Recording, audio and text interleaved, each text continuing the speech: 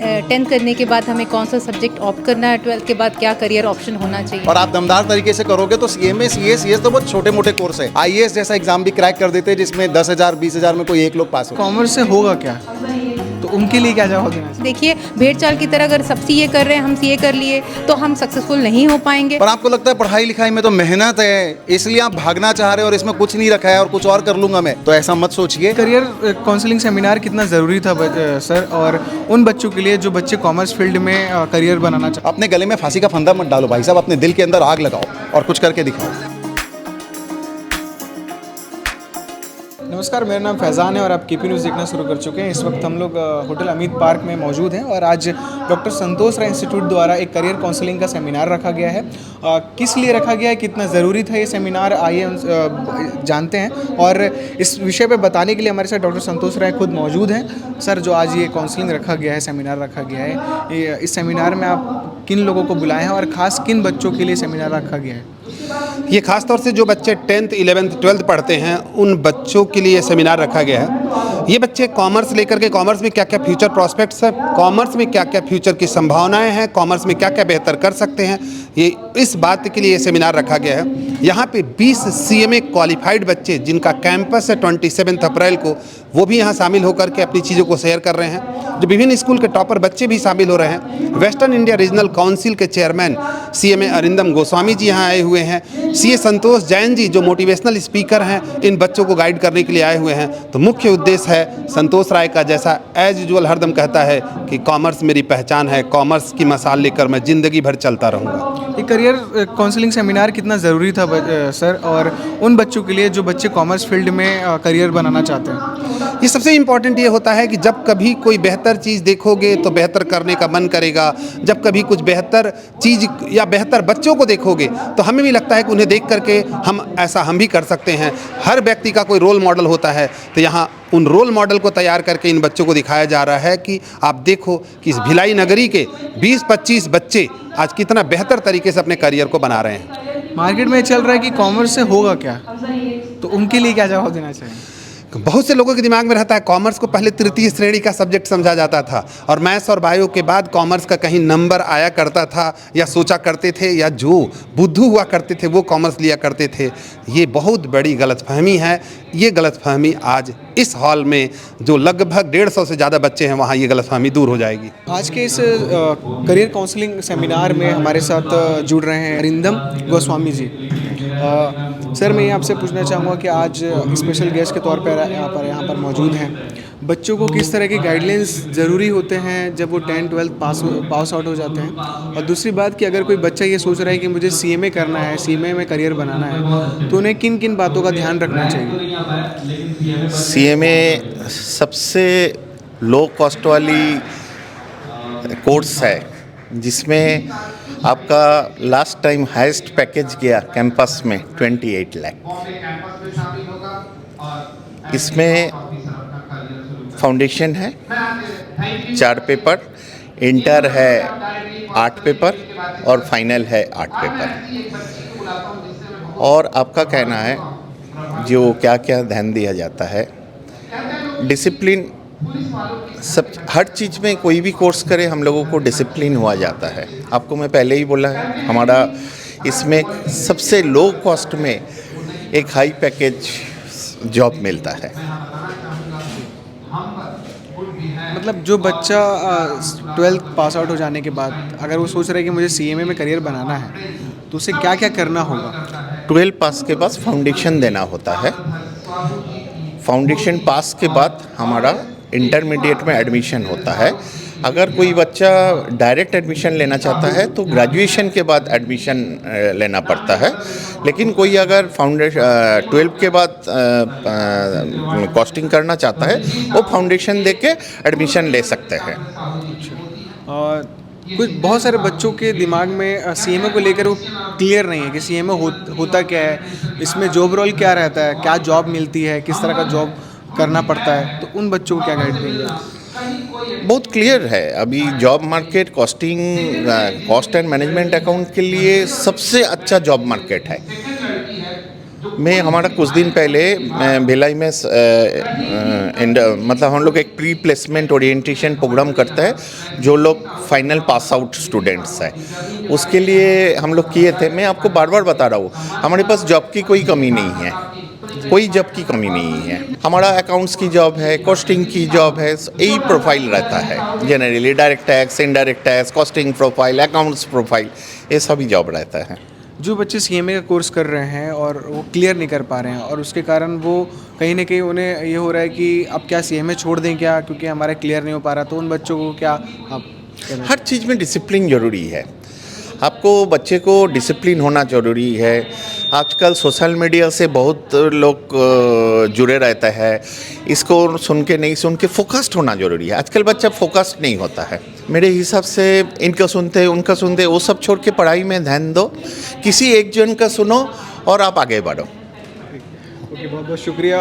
हम और भी लोगों से बातचीत करते रहें। इस कार्यक्रम में हमारे साथ डॉक्टर मिथु मैम भी जुड़ रही हैं और इनसे बातचीत करेंगे कि आज जो करियर काउंसलिंग रखा गया इस होटल में, कितना इम्पोर्टेंट है करियर काउंसलिंग बच्चों के लिए। और अभी हाल फिलहाल में 10th और 12th बोर्ड एग्ज़ाम भी कंप्लीट हो चुके हैं, तो क्या इस काउंसलिंग प्रोग्राम से बच्चों को किन किन चीज़ों के लिए हेल्प मिलेगा करियर के लिए, और एक मोटिवेशनल भी बात की जा रही है कि उनको मोटिवेशन भी मिलेगा, तो वो किस तरह का मोटिवेशन मिलेगा उन्हें एजुकेशन सेक्टर में? क्योंकि अभी हाल ही में एग्ज़ाम हुआ है 10th का, जैसे आपने कहा 10th का 12th का एग्ज़ाम हुआ है, तो बच्चे काफ़ी कंफ्यूज रहते हैं कि हमें 12th करने के बाद या 10th करने के बाद हमें कौन सा सब्जेक्ट ऑप्ट करना है, 12th के बाद का क्या करियर ऑप्शन होना चाहिए।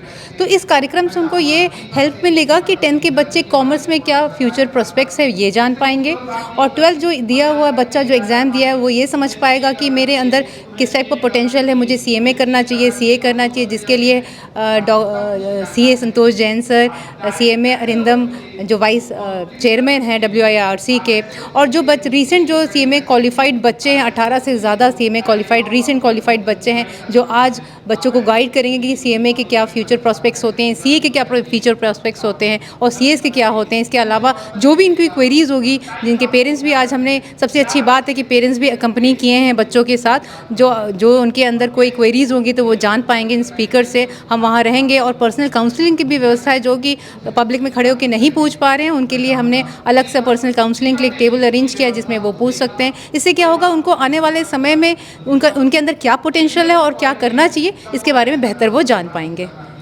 जो अभी 12th के बच्चे मैम जो एग्ज़ाम दे चुके हैं, उनको अगर वो कॉमर्स फील्ड के हैं तो उनके अंदर बहुत से कन्फ्यूज़न होगा कि हमें क्या करना चाहिए, कौन सा ऐसा कोर्स करना चाहिए, क्योंकि बाहर इतने सारी चीज़ें हैं। कोई बोलेगा उन्हें बीकॉम कर लो, या फिर कोई बोलेगा कि बीकॉम मत करो, डायरेक्ट सीएमए कर लो।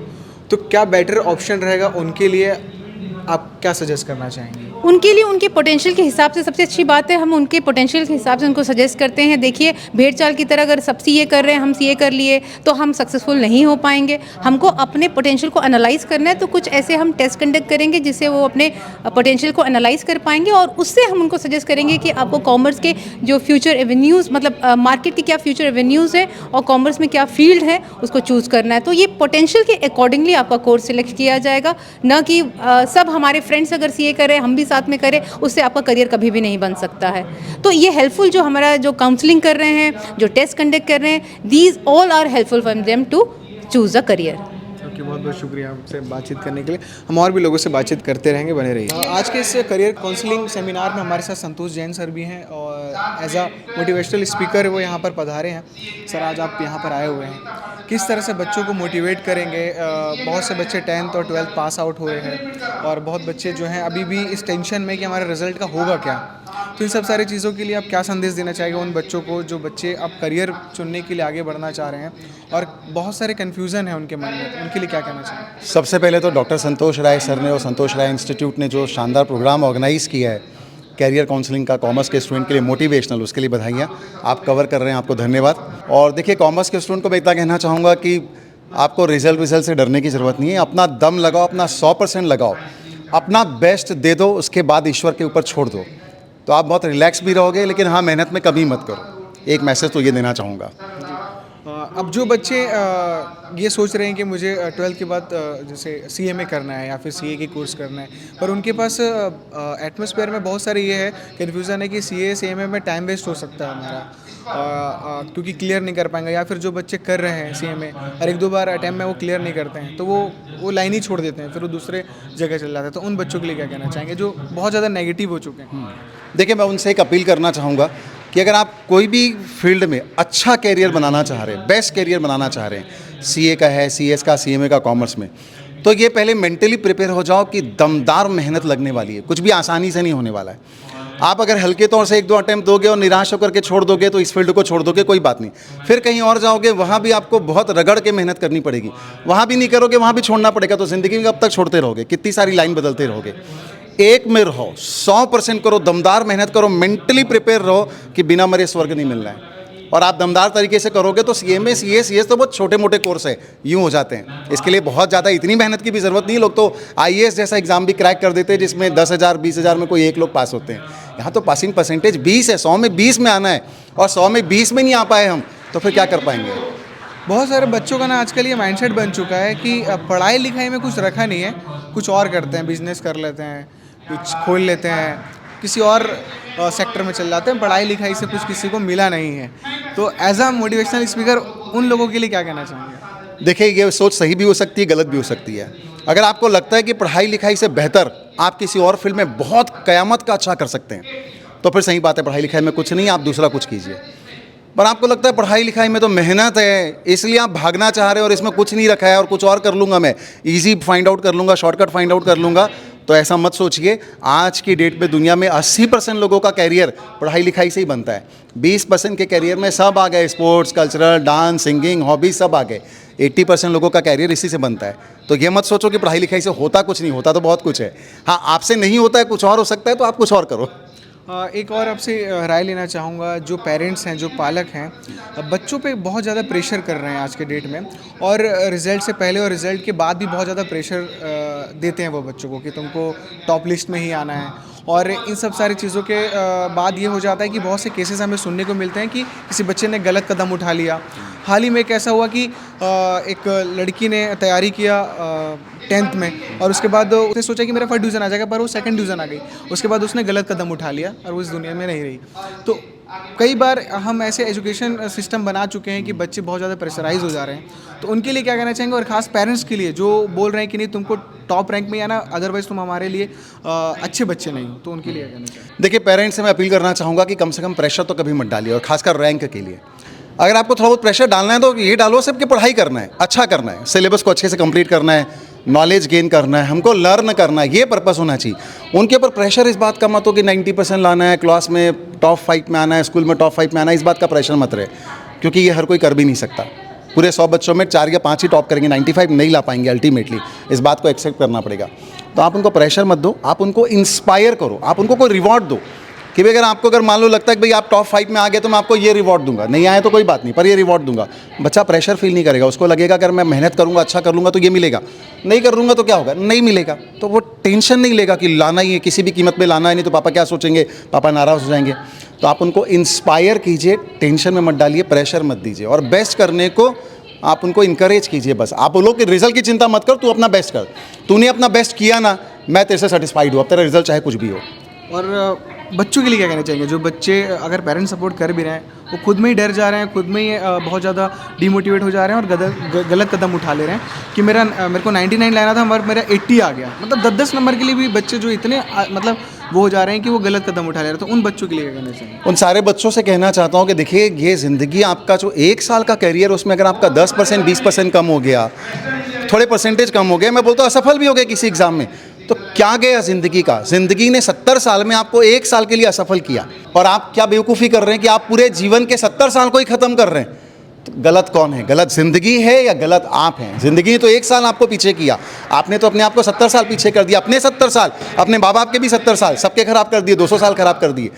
तो ज़िंदगी में थोड़े नुकसान के लिए बड़े नुकसान नहीं किए जाते, बल्कि उस थोड़े नुकसान को पूरा किया जाता है। तो थोड़ा नुकसान होने पे और ज़्यादा नुकसान अपनी ज़िंदगी का, अपने माँ बाप की ज़िंदगी का मत कीजिए, उसको संवारिए, बेहतर बनाइए। 1 साल की असफलता से सीखिए और कसम खाइए कि ये जो असफलता का दिन है ना, अब ज़िंदगी में आने नहीं दूंगा।